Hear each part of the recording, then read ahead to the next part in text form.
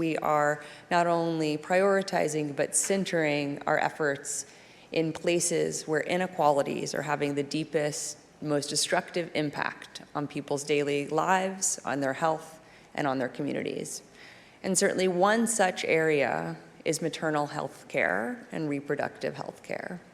And so today we are launching the first CGI Action Network under the Dr. Paul Farmer Health Equity Pillar. We're launching the Reproductive Justice Health Action Network that will focus on bringing together partners to tackle our reproductive and maternal health care challenges here in the United States. Our partners are ferociously committed to making maternal health care and reproductive health care more accessible, more equitable, and more inclusive, and ensuring that women are the ones making decisions about our own health, our own bodies, and our futures. Our efforts will also center reproductive rights for adolescent women and girls.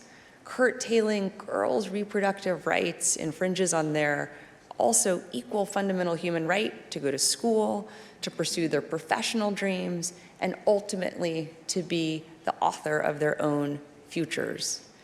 And we need to provide more support to mothers, and especially young mothers, to recover and to attain health and to be the best moms that they feel called and want to be. And yet we know that action networks are only as strong as the people and the commitments who comprise them and who are committed to the cause.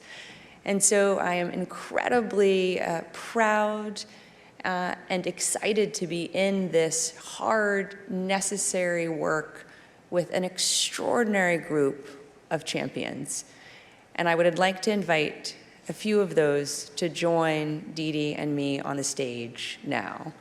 I'd like to invite my friend Christy Turlington of Every Mother Counts, Carly Kloss of Code with Clossy, Charles Johnson of For Kira for Moms. Oh, I'm speaking faster than they can walk, I apologize. Angelina Spicer, who is a comedian and maternal health advocate.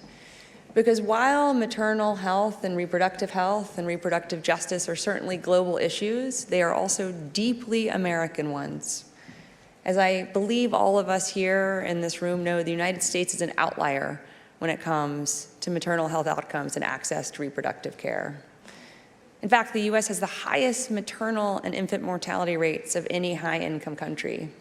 And Black women in the United States are 3 times as likely to die in childbirth and postpartum as white mothers are. And Black babies are twice as likely to die as white babies are. And those painful, horrific statistics were true before the growing restrictions on abortion access and quality reproductive health care.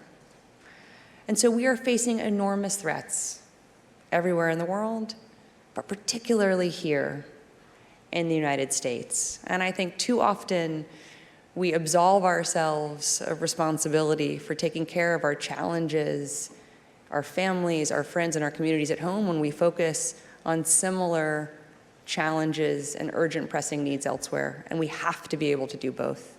We have to be able to continue to work on improving maternal health and access to quality reproductive and health care everywhere outside the United States and also here at home. Because I refuse to live in a country where my daughter is going to have fewer rights and a more dangerous future because of our failure to regain rights and protect reproductive health care access and to secure it well into the future. This is both a global issue, a deeply national issue, and for those of us here in New York City, a local issue. Because while we may like to believe here in New York that we are at the apogee of all things, particularly during UNGA Week and CGI Week and Climate Week, and I'm sure there are lots of other weeks happening in this singular week, if you are a Black expectant mother here in New York City, you are actually 9 times as likely to die in childbirth and postpartum than a white mother here is. So our statistics here are even worse. And either we can be overwhelmed by that into inertia or galvanized because of these extraordinary champions on the stage to think about what more we can do quite literally here at home here at home, in New York City, here at home, in the United States of America, and here at home across our globe. And so we know that we need every champion, and we also need every commitment that we can to address these challenges. And so I certainly hope that all of you will join me not only in thanking our champions and thanking the commitment makers that I'm about to announce onto stage, but also in joining this work. And so now it is my great honor to announce Melanie Fontes Rainier of the United States Department of Health and Human Services onto stage, Phyllis Dickerson of the African American Mayors Association, and my dear friend Claire Pierre of Mass General Brigham.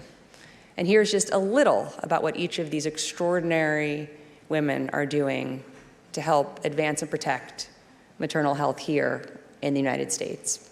The African American Mayors Association is committing to developing and distributing a maternal health toolkit for participating mayors, and make sure your mayors are participating, and business councils to reduce Black maternal mortality rates. The toolkit will provide best practices such as strengthening city health departments and providing employees with health coverage that offers comprehensive sexual and reproductive health care. Mass General Brigham and partners are committing to implementing 2 programs to address disparities in maternal health care access by expanding access to health care and offering supportive services for high-risk patients. These services will provide access to doulas and offer guidance and assistance all throughout pregnancy and postpartum care at no cost to the patient. And additionally, there will be wraparound obstetric supportive services, mental health care services, social services, and more. And finally, we want to recognize and thank the Biden-Harris administration's Department of Health and Human Services, which is committing to update and enforce the federal patient privacy rule to protect women from having to disclose or being forced to disclose private health information that is currently being used to limit access to reproductive health care, even when they are seeking it in other states than where they live.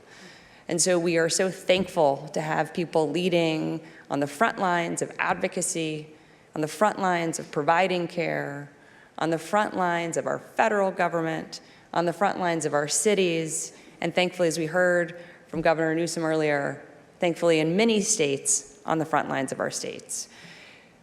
And yet we know we have so much work ahead, and so shamelessly, I'm going to once again ask all of you to join me with as much kind of commitment as I have no doubt that you will join me in as loud applause as I certainly think all of these extraordinary women and men more than merit. So please applaud and please join us so we can build a country where all women are respected, empowered, and protected. Thank you very much.